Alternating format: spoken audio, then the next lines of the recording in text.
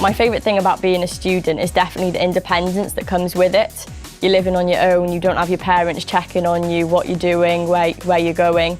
I really enjoy the fact that I'm studying and experiencing life properly for the first time at the same time. So my life as a student has been, honestly, one of the best experiences to now. Moving away from home for the first time can be daunting, but once you're at the accommodation and meeting your new friends, it's a really exciting year, or 3 years. You learn to be independent quite quickly. You learn to depend on yourself.